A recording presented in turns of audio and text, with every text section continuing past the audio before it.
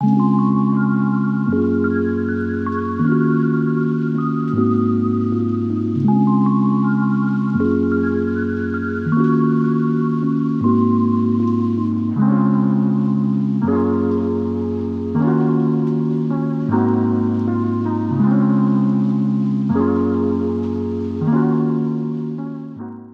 to Crushgasm, the podcast dedicated to the highs and lows of crushes. From their first to their worst, we're going to cover them all with a cascade of characters, including our guest today, someone who dreams of being live from New York, Brad Robinson, a dad, filmmaker, podcaster, and all-around lover of nostalgia who is here to talk all things Saturday Night Live, because the show isn't just his crush, but that's what the Not Ready for Primetime podcast is all about.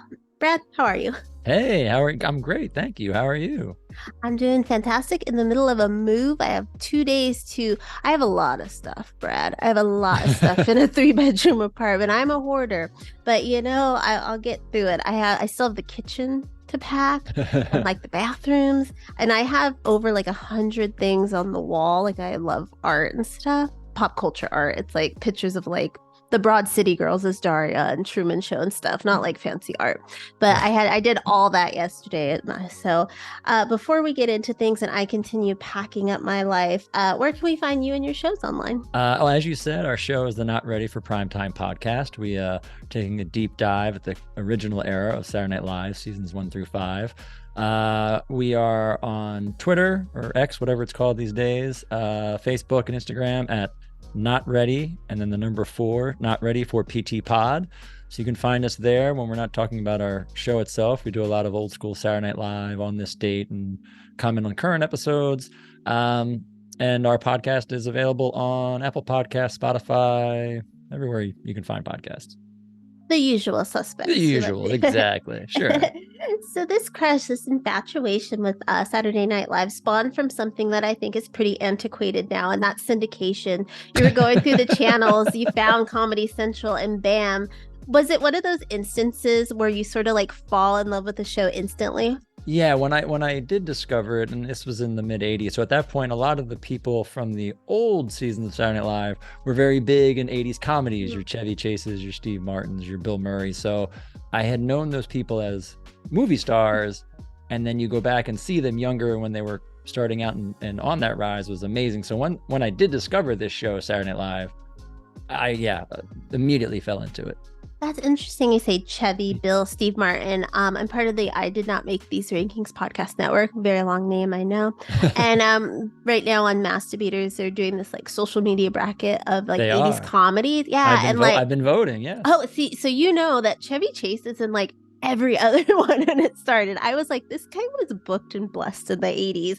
He's in so many movies. He was huge until about like 87, 88. Yeah. He was huge in the 80s. Yeah. I was like, oh my, like every other movie, I was like, again? Yeah. Again. Or Bill, it was either him or Bill Murray. Steve Martin a little bit, but yeah, Chevy. Yep.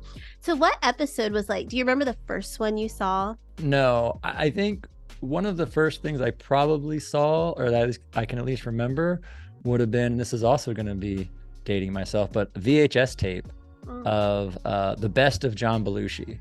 So, a compilation, one of the first compilations that they did of Saturday Night Live. And that was probably the first thing I think I really latched onto, because I was a huge John Belushi fan from his movies, Animal House and Blues Brothers. And then again, I then learned of Saturday Night Live, and he was on that show and saw the highlights of his best. And that's probably what really did it for me before I got into actual episodes on a whole. And you're about like 9 or 10 when this happened. And I think this is around the age where our personalities really start to take shape, in that we start to look away from things that our parents and maybe our siblings like, and more towards what interests like us on our own.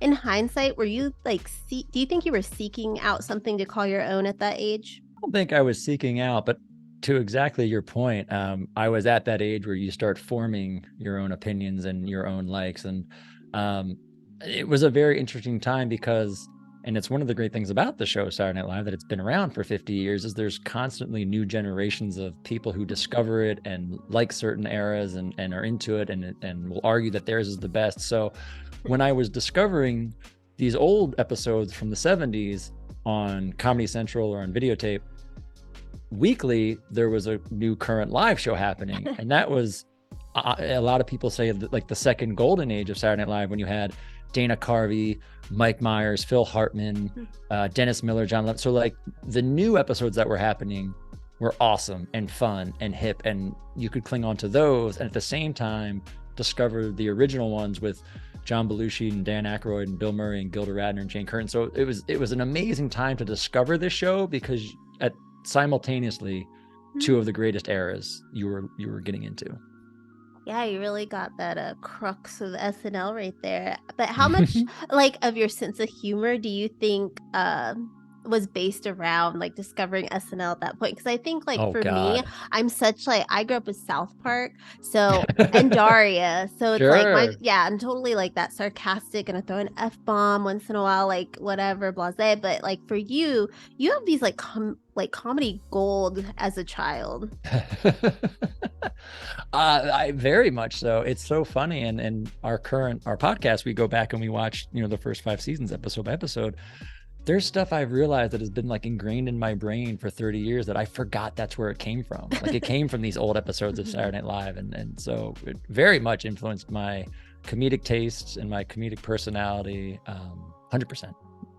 And like my nephew is an old soul. He is like watching episodes of Martin, and he loves like older Simpsons. And he comes, he's my mini me. He's very weird. Like I love him. He's weird, but he's like me, so I could say that. But for you, since you were watching the older episodes, but also the new, were your classmates like being like, Brad's like sense of humor might be a little off, because you were like pulling from like Belushi and Aykroyd, like the 70s? I feel like I would pull more current, or when I actually got to the point, I think, of maybe quoting or referencing Saturday Night Live a lot.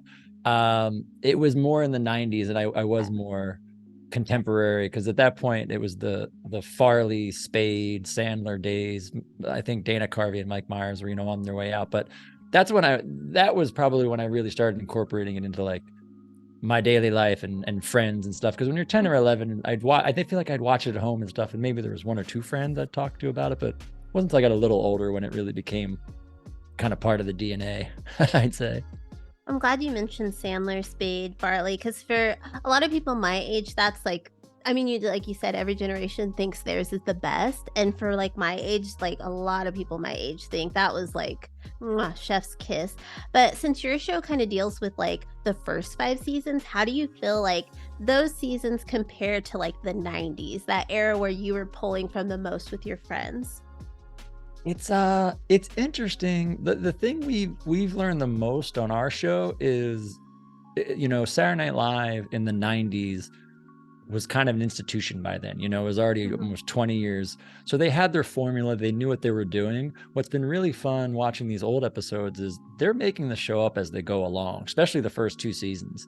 So there's a lot of experimental stuff happening. There's a lot of really weird sketches you'll never see. There's special guests that aren't even doing comedy, sometimes a magic actor or whatnot. So they're messing with the formula. How many musical performances are there? Where do they come in the show? Like, especially right now, it's very cookie cutter. You know how the show is going to go. That's the biggest thing, is just watching the show grow and find itself kind of in real time has been awesome. And other than the casting, what do you think helps define like an era of SNL? I think the writing. I mean, it's one of the things, if you're kind of a comedy nerd and you really dive into the writers and who's writing these sketches, I think that's really what plays probably almost maybe not a bigger part, but at least equally as the cast, as the people writing it, especially you have a real golden age of writers in that late 80s, early 90s, when people like Robert Smigel and Jack Handey and the Turners, like the people that write these sketches, because a lot of times maybe the people acting them had a part in it, but more than not, it's someone else wrote them for them, those funny lines. Yeah, the writers, you gotta love the writers. It sounds like I always tell people like I always come up with like little skits and stuff, and I'm like, oh, I would love to write for SNL, but the stress I've heard that goes into that, I could not. I would last maybe an hour, and then I'd be like, I'm out. Bye. It is an insane work environment, and they've kind of kept it pretty much the same since the 70s. They create a new show every week from Monday to Saturday, basically. They make a new show every week. It's nuts. Yeah, I would be on the subway about an hour after I clocked in and then like, it's not for me, babe, not for me. I'd be crying in a corner. But do you think SNL has like a dark age? We've talked about the golden age. Do you think there's like those seasons that maybe fans are like, let's maybe push those aside a little? Oh, I mean, you can't go 50 years without having them. But I mean, the first one is obviously, after the first 5 seasons, Lorne Michaels left the show, the whole cast left the show, and they basically started from scratch. So a lot of people say definitely that season 6, which was the first non-Lorne Michaels seasons, probably a lot of people think one of the worst, where they fired his successor halfway through that season.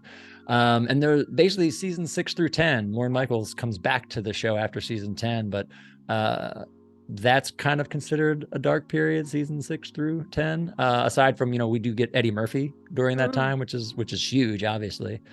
And kind of the second big lull, where they say, Saturday Night Dead and all the newspapers and stuff and magazines, if you remember what those were. But kind of right around after I was talking about, Farley, Spade, and Sandler and those guys, kind of after season 20, they kind of took another dip and they brought in a new run of cast, and it was another one where, the seasons aren't as strong and the cast members get there, but the writing wasn't there, and it took a couple of years to kind of build back up.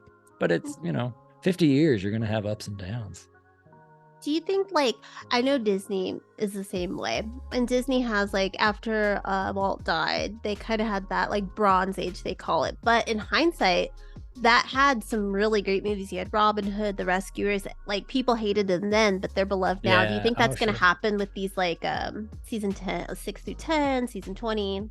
I don't think so. I think some people, I do think some people try, because they're like diehard fans of the show and they want them to be better than they are. But, and I don't think I don't think it's necessarily bad to have bad eras. You know what I mean? Like, cause you have to keep going up. You're not going to be at the top forever. So you're going to have to go down sometimes before you can come back up. And say, like if they didn't go down in the late 90s after that kind of season 20 for a few seasons, maybe you don't get people like Tina Fey and Amy Poehler and Seth Meyers and Maya Rudolph, who really then brought like the third golden era up in like the mid 2000s. So I think you have to go down in order to go up.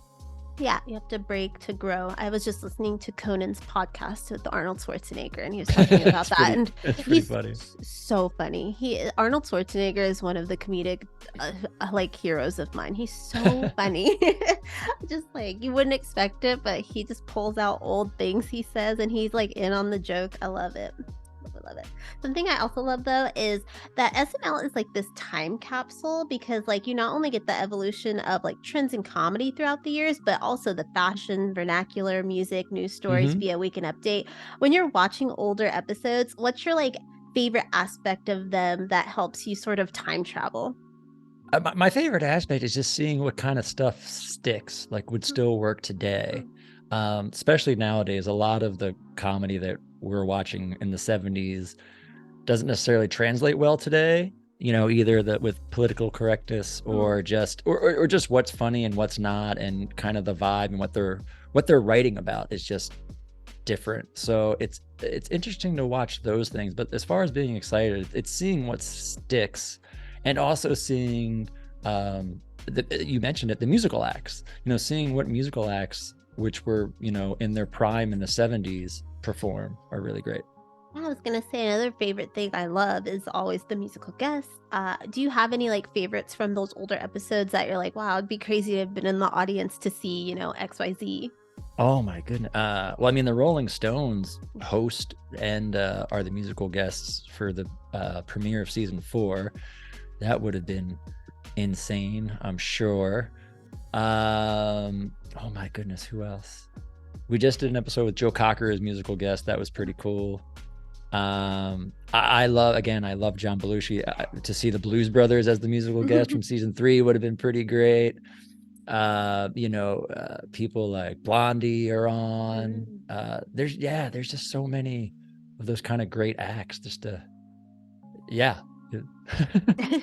I don't want to like, poop on any of the recent musical acts, but I feel like they're not as iconic. I don't know. I feel like they're just letting anyone anyone in the door Well, I sometimes. mean, if you're trying to get me to sound like an old man, um, it's fun. No, someone just mentioned that the other day because sorry, someone just mentioned that the other day because we just had the season 49 premiere and they had a rapper on and people are like, there were a lot of fans being like, where are the bands or people who, to your point, like have staying power? Because so many popular acts now, whether they're rappers or pop or even rock, like, are they going to be around in 10 or 20 years? Yeah.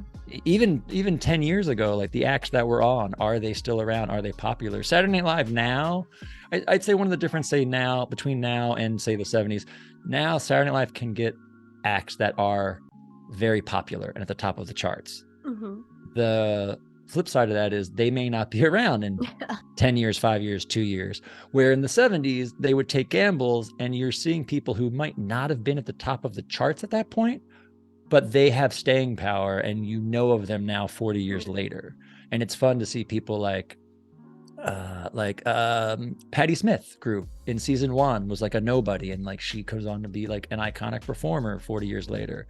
You're getting Paul Simon as he was a solo artist, James and early James Taylor, like those things are fun to see. Well, no shade to any of the newer acts, but I don't know in 20 years if we'll still have an Ice Spice. Right. So it might just be a deodorant by then. Who knows? From Axe body spray, it sounds like that. But it's an interesting dilemma I think they find themselves in, like you weighing that, getting somebody who's hot right now so people will watch the show, or getting, a well-known act that more people know of, that might lend credibility to the show more. I don't know. No, I don't know. I talked to their music booker, but you did mention John Belushi as like kind of your introduction to this and your all-time favorite. I think he's often ranked number 1 whenever anybody does a list, at least top 3. Why did he appeal to you, and why do you think after all these years no one has come close to dethroning him on these lists? I think what captured me originally with him is his energy. He was one of those first guys who just had that kind of like danger behind him. You didn't know what he was going to do. He could go from 0 to 100 in 6 seconds. He just was dynamite.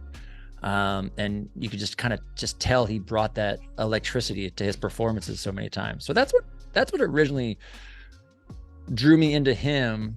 As far as people can't maybe, I don't think that exists anymore, and I don't mean that as a bad thing, but I just think comedy is a little bit different, and how people approach comedy and who's performing is different these days.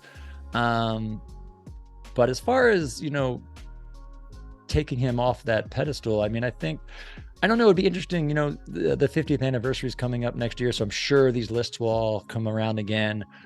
I wouldn't be surprised if he's knocked down by then. I could see maybe like, Will Ferrell maybe taking him over, or, Farley kind of came close.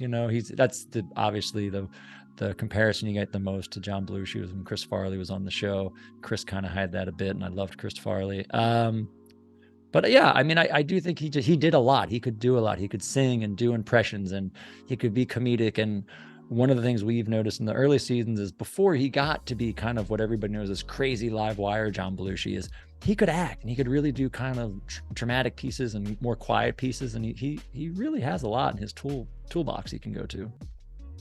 I find that interesting about some of the people that come from SNL. Is like they're known for being these like comedic geniuses, but then when they leave the show, we've seen like Bill Hader, Kristen Wiig really like do well outside of comedy, like very well in the drama and the indie films. Do you think that's like something like that's what separates the greats from the just regular cast members, is that range? I think so. I mean, I do think if you look at whatever list, and of course lists are always, they're so subjective, and it's, whatever, but I feel like if you look at those lists and say the top 10 or 15, I would venture to say that the vast majority of those, yes, are people that would have gone on and had success in movies or television, or, like Chris Rock had huge stand-up career after that, and he, is considered a comedic genius. I think a lot of people, yeah, like they hone their particular skills on SNL because you do so much. I mean, even if you are a performer and maybe not necessarily credited as a writer, a lot of cast members said they write their own stuff, they're writing stuff, they're coming up with characters. So you're working on writing, and then if you're putting a sketch on and you're the writer of that sketch, you're also kind of directing that sketch on the show, because you decide, who's going to be in it and what the costumes will be, and you have say in the set. So Saturday Night Live does allow these people, and as you mentioned, Bill Hader's a great example, to hone those other skill sets. So when they leave the show and they move on from being an improv actor, they can do stuff like that. Speaking of their creativity, one of my favorite things is when they had those characters that from the show that they ended up turning into movies. That was really big back in the day. What are some characters that you feel deserved to get on the big screen that never had the chance? Either past, present. That never had the chance? Oh, yeah. Jesus, I wasn't ready for that one. You know what? I don't think there's many, because it's really hard to take a character that you're into and engrossed in for 5 or 6 minutes and then be able to turn that fandom and engrossment to an hour and a half. I mean, you've seen it. There are many SNL movies that are just not good, because you take a character that was funny on a sketch for 5 minutes with very little backstory and substance, but you could laugh, and then you try to stretch it into a movie. Doesn't really work. The only one I could say, it's funny because you had mentioned it, was there was a Hans and Franz movie that they had written and tried to do with Arnold Schwarzenegger, and that probably would have been pretty funny. That one I miss. He mentions it on Conan. He was ready. Arnold was like, let's do this. Well, if you go back a couple episodes ago, they actually did a reading. They did a 4-episode mini arc with Dana Carvey and Kevin Nealon and Robert Smigel, who helped write it with Conan, and they actually did a script reading of it. I'll have to check that out. Yeah, it's really funny. And they've talked about it, not to get too in the weeds, but basically they had written this film, and Arnold was supposed to be in it, and he had they had met him, I think, to talk about it, but it was coming after that movie Last Action Hero, which really tanked. And they kind of feel like that really put the brakes on Arnold doing a comedy where he'd make fun of himself, because he just kind of did that and it really didn't work. But yeah, that would have been a good one. Yeah, that would have been funny if they got Arnold, because God, again, comedy genius, that guy, for some reason. But on are you a big Kindergarten Cop fan? Twins? I just watched Twins in the last few months, but Kindergarten Cop is one of my favorite movies. Me and my husband want to do a 2-person play where we're just all the characters. I'm basically all the kids because of my voice, and he's just gonna be Arnold, and I'm in all the other ones because he does a really good impression. But yeah, nice. I love Kindergarten Cop. I think it's so funny, and it was filmed, I think, in the same place the Goonies was. So I'm like, what is this magical place in Oregon really? that cool. I need to go to? 2 of the best movies ever. But so on the flip side, a number of years ago, I was talking to my old roommate, and I was like, it's weird that SNL doesn't really do those signature characters anymore, at least on the level that they used to. And so she sent me a clip of, I want to say it was Dana Carvey and David Spade's podcast, talking about how the internet really impacted reoccurring characters, because they could just YouTube's gonna play them out. But what do you think? Do you think it's YouTube or just a shift in creative direction of the show? Oh, it's interesting. I mean, I do think the internet of it all does play a huge part. I mean, it is a thing. Back in the day, if you wanted to see Wayne's World or Hans and Franz or Opera Man, you had to watch the show on Saturdays, and that's where you saw it. And unless you taped it, you weren't watching it again. Whereas today, if you didn't see so-and-so's character on today, you can just go online and watch it over and over and over again. And it's interesting. It's one of the things it's one of the things they get into in the early seasons of Saturday Night Live, around season 3 and 4, where originally they were trying not to do reoccurring characters too much. They didn't want to lean on that too much. They wanted to be creative and have new stuff. But then by the time around season 3 came and they were getting more popular and more mainstream, and they knew audience wanted those reoccurring characters that they knew and loved, they kind of shifted and focused on that a lot. And you started getting stuff like Coneheads all the time, and Gilda's characters, Rosanna Dana, and Emily Latilla would come up all the time. And, John Belushi did the samurai. So I think it kind of goes back and forth, but I think because of the internet, the shift in mentality has changed, because it is just a little too easy to have a character get oversaturated that way. Yeah, I want to say, like, they had some with Bill Hader definitely brought him, and Kristen Wiig. I feel like that was the last generation to do it more often than not. And Stefan, I mean, how do you beat that? That's a movie I'd like to see. Just a night with Stefan.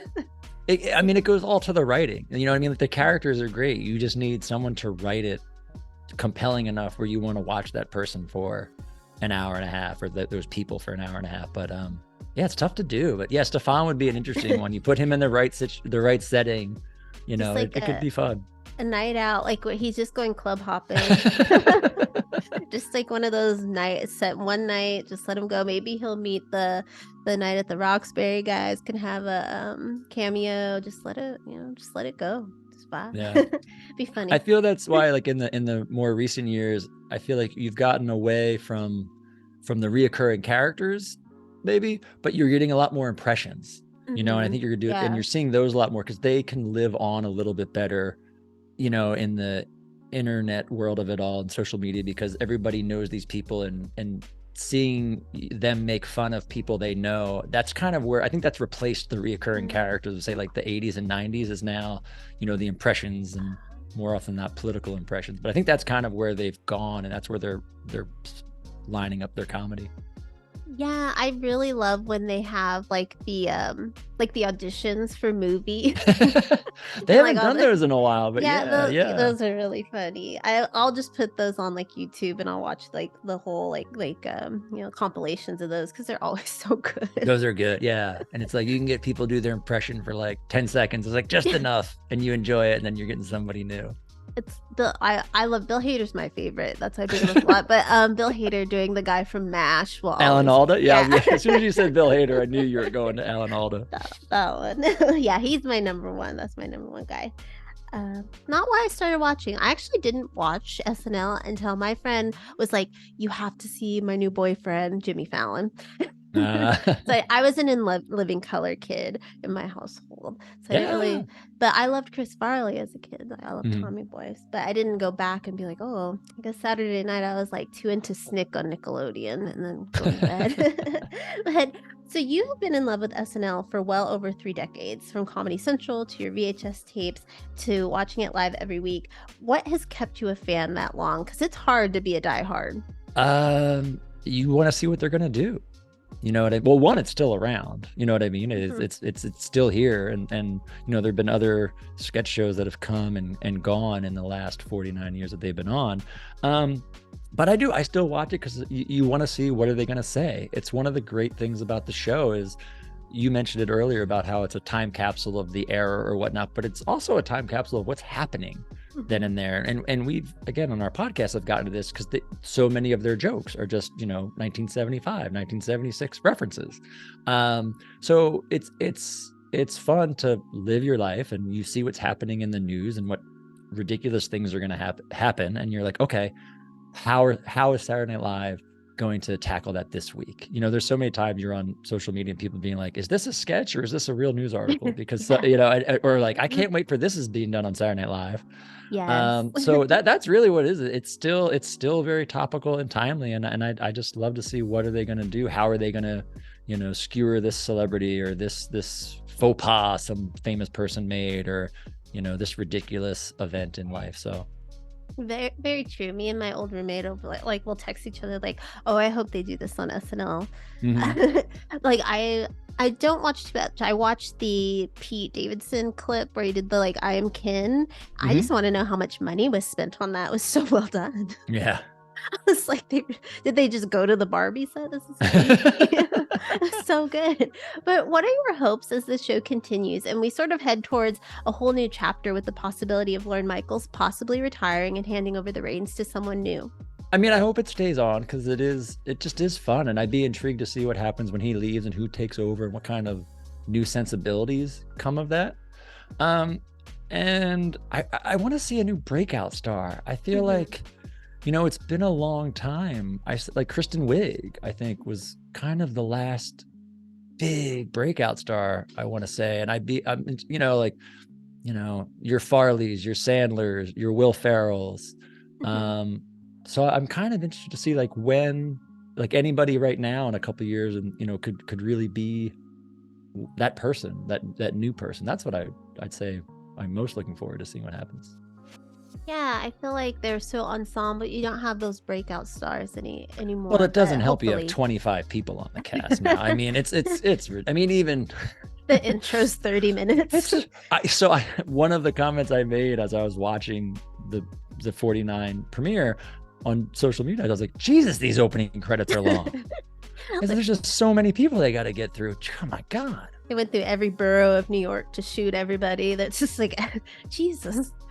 But that's, and we were commenting, the two golden eras, the first 5 seasons, they had a cast of 7. Their cast was 7. And then when they came back in the mid 80s, it was, I think, 7 or 8, with Dana and Phil Hartman. So that you find when the shows are really great, they've got smaller cast, and you can see people, and you have, because you're fighting against less people, to get on the air. But you've also, I almost feel like, it's like quantity versus quantity. Like if you've got less people, those people have to be that much better because there's only so many people you can draw from. Whereas if you've got 20 people, okay, this person can maybe only be good at this, and this person could be only good at that. And, you can pick and choose a little bit more because you have legitimately a football team worth of people to pick from. Yeah. And I mean, they can't all. I think for me, I always watch the weekend updates. I think they're the two that I'm always going to watch. But for me, the breakout, who I'm crossing my fingers, is Bowen Yang. I think he's good. The funniest person on it now. Yeah, he's really good. So funny. I love of the cast now. I love Bowen, and I think Ego is fantastic. I think she's so funny, and she's just so good. The two of them, and Kenan Thompson, but I kind of take him out because he's been there for 20 years. But Kenan shows up, and my wife laughs at me because he just shows up on screen, and I start to smile because he's just so fun. And even if he's just reading, like playing a game show host or anything, he just like milks it, and I mean that in a good way, where he's just so funny, and I love him. But I mean, he's been there so long. I mean, like for me being a 90s kid, watch him go from all that to SNL has just been like, this guy's just been doing sketch comedy my whole life. I have to regard him as one of the greats. I'd put him in my top 10 for SNL just because the man's been doing it since, puberty. Like, yeah. Well, and if he couldn't do it, he wouldn't be sticking around that long. So he's good because he's there. And he still the premiere he did, the Deion Sanders impression on Weekend Update, is one of the funniest things I've seen him do. It was so good. Like he still has it. He's not phoning it in. Like he's still delivering every week. I know, you got to keep watching to see how long will Kenan go. Will I outlive Kenan Thompson's run on SNL? We don't know. But so we're going to move on, but we're just not really, because we're still going to talk even more about SNL because it's what inspired your podcast, which you did kick off earlier this year. Other than just loving the show, as long as you have, what sort of transpired in your life that made you go, yeah, I want to do a podcast about this show I love so much?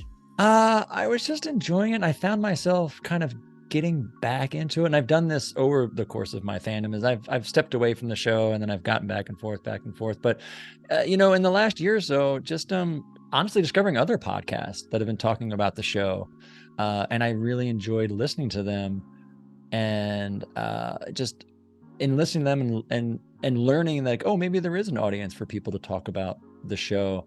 One of the things that was missing was kind of a very specific, and we are admittedly a very specific niche. We're doing the first 5 seasons of the show. So we're talking about shows that happened 40 some years ago.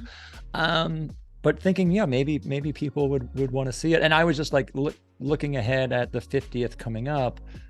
Let's go back and do a show where we really do chronicle where it all came from. Because our show is week by week, episode by episode. We started with season 1, episode 1. Each of our seasons corresponds with the season of the show. And so we're really watching how the show was created, and it was kind of to do that. Like what would make us different for listeners is if you love the show, and if you're of a certain age or under, you might not remember or know of this era. and just try to get a little bit of a refresher and celebrate and talk about just where it came about and how it became the institution that it is. And once this era is done, are you gonna like stand out there like they do, say your goodbyes, or will you start like a new era? I don't, people have asked us, and I keep saying, I just want to get through this era first. Because, you know, we have my co-host and I, we don't do other podcasts. We're not like actors or comedians. So like, we're not performers by nature. Mhm. So for us, it was a leap, you know, when I called him and I was like, I've got this crazy idea. Do you want to do it? And he was like, yeah, let's try it. So we had no idea what we're getting into when we started. And the community is very great. You know, that there is a community of Saturday Night Live fans, old and young, and they've been very embracing to us. And it's been a lot of fun to get to know them and be accepted in kind of the community, which has been fun. But so people ask us, and I'm like, let's just see if we can get through seasons 5, because you're talking to people who literally have made 0 podcasts in their life.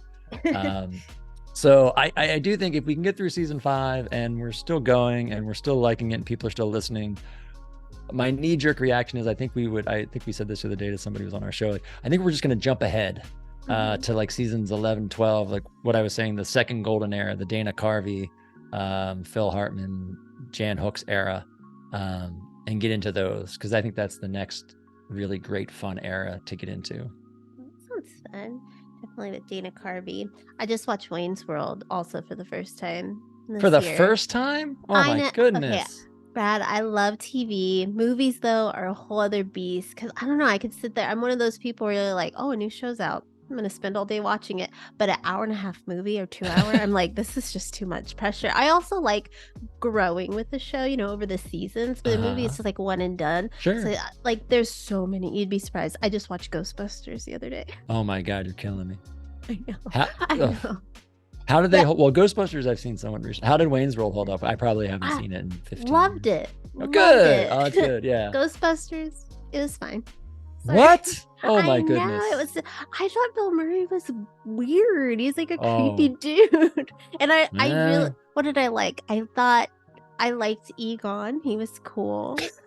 And I thought Dan Aykroyd was really handsome. Oh my, what? I know. Oh my friend was like, you could have him. I was like, and my roommate that I talked to all the time, she was like, I was like, he's really cute in it. And she's like, no, stop. Oh goodness. But I'm also like known for, my roommate knows, I love like people that look like TV dads. I'm a big TV dad like fan. So, you know, Ray Romano, like all that, like I love it. So you just mentioned the fans, and I think like you have the Beehive from Beyonce, the Swifties, but I think SNL diehards could give them a run for their money just because they've had way more time to love it. Do you ever run into someone listening to your show that like is coming at you for something you might have said, like a differing of opinion? Not yet. It'll happen.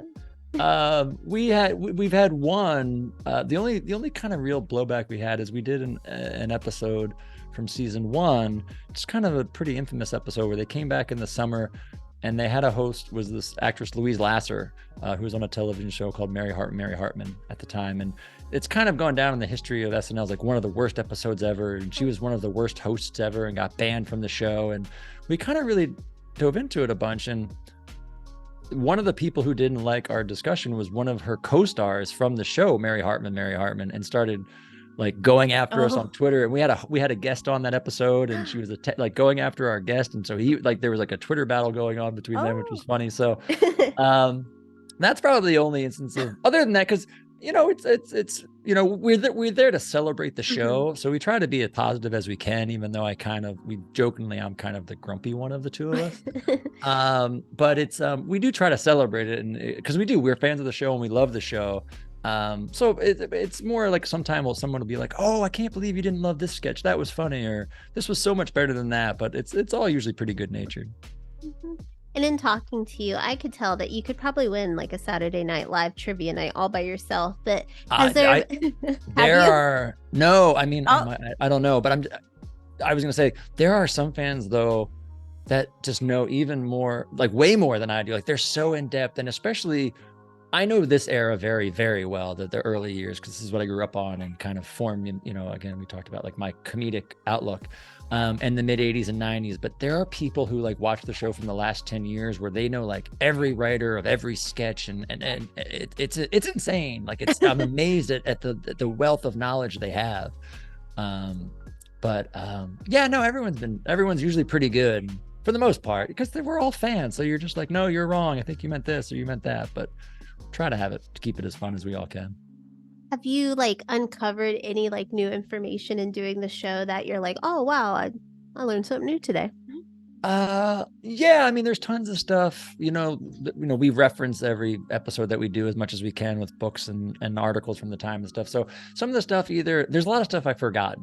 There's books I read 20 years ago that I'm opening up again for the first time, and I'm like, oh, I forgot about that. But it's a lot of like little stuff you learn, or in the interim, someone gave an interview since the last time I had looked up or thought about this episode, and especially now with podcasts, you know what I mean? Like so many people have done interviews on podcasts, writers and performers from that era, where there's just so much more information out there. So there's just something, I'm like, oh, I forgot about that, I didn't know. And that's the kind of stuff we try to put on the show. Like we talk about what we like and what we don't like about the episodes, but we also do a good bit about, oh, by the way, this was originally a sketch that was here, or this got, censored, or they wanted to do this. So we try to throw in as much kind of behind the scenes stuff as we can too, to keep it interesting. So if you're listening, it's not just about the comedy that's on the screen, but what was going on putting the show together. Interesting. Well, I have plenty of friends who are way bigger fans than me. Like they have the books and they're like in little encyclopedias for like their favorite eras. So they'll definitely enjoy the show. But so we talked a lot about SNL. So we're going to do a quick speed round before we say our goodbyes. I was nervous for this. Okay. So I knew. Ooh, that's good. I have 6 of them. Okay. Yes, 6. All right. So a current actor you would love to see host. Oh shit. Tom Cruise. I just think it would be interesting and weird. Who is your favorite host of all time? Steve Martin. One of my boyfriends. That was an easy one. He's still so gorgeous. Him and Martin Short on Conan had me dying. They were good. The two of them together, Steve and Marty, they're pretty funny together. Yeah. They just play off each other so well. When I was little, I loved Father of the Bride. I did not realize Martin Short was like the plan. Oh yeah. He was so good at it. But Frank, right? Is that his name? Frank? Yeah. Every party has a pooper. We used to tell my brother he was the party pooper.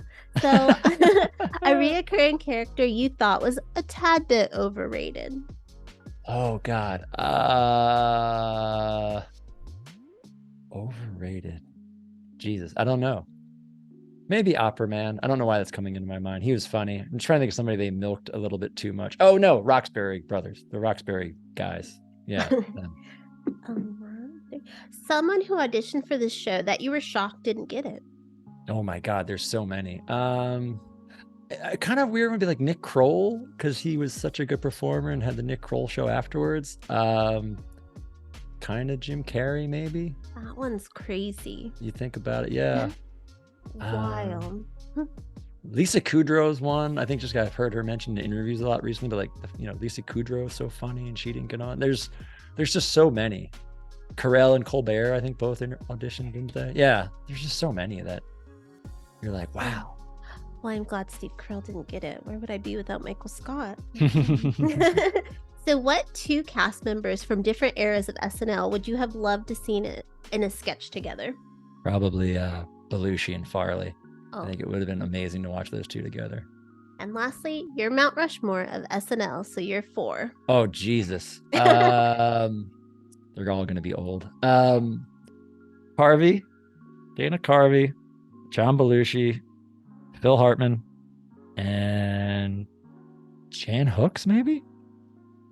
Right. I don't know. It's hard to do 4. It's so hard. you think you're gonna be like, oh, I know my top 4 going into this, and then how it plays out, you're like, now Yeah. I want to go It's die. tough. A lot of actually, it's funny when you asked, how this came about. The actual impetus of our podcast was my co-host and I at the time. This was a year and a half or so ago. We were taking a road trip together, and we drove from New York to Pittsburgh out and back in one day. And so we're driving home from Pittsburgh, whatever, 7-8 hours, and we basically did a cast draft. We were like, let's draft our all-time cast. We went back and forth, and we, you couldn't draft the same person, and we kind of came up with our best, whatever 8 or 9 person cast, and that's what we had so much fun doing that and was enjoying it, and that's what kind of kicked off the idea, at least him and I doing this podcast together. But every once in a while, you get there's a couple podcasts out there where they'll have guests on, and they'll do a cast draft, and you pick your best cast. And yeah, we did that on Masturbators. We do a draft every Tuesday. We're on a little hiatus right now, but when you win in our network, you get to pick the topic. I picked casting your dream SNL roster. Oh my goodness! And I was like, you guys think I won, but they tried messy. My friend Harvey tried to mess with me. He knows how much I love Bill Hader and Kristen Wiig, and he took them before I could get them. But I had Chris Farley. I was like, I have a heavy hitter. Yeah. And I won. Nice. Oh, congrats. I know. I was like really nervous too. I was like, oh, when I didn't get Bill Hader, I was like a little upset. I was a little peeved, but it's okay. I still won. So lastly, can you remind people where they can find you and the Not Ready for Primetime podcast online? Yes, the podcast, Not Ready for Primetime podcast. Anywhere you find podcast, all the usual suspects, as you said. Online, we are at Not Ready for PT Pod, and that's the number 4, Not Ready for PT Pod. Twitter, X, Instagram, Facebook, and we're on there a lot. So yeah, follow, like us, throw some comments out. We love talking to fans and getting into debates and talking about SNL, both old and new, and the 70s, 80s, 90s, all eras. We like to get into it all. Well, Brad, thank you so much for taking the time to talk to me about SNL as your crush. And everyone, you can find all that information below. And until next time, as always, keep crushing it. Crushgasm is part of the I Did Not Make These Rankings podcast network, alongside some other pretty cool shows, including An Evening at the Movies, Crime, Rewind, Literature Reapers, Love is Black, Masturbators, Men Are the Prize, and The Sip List. You can find all of us and more over at idnmtrpodcastnetwork.com.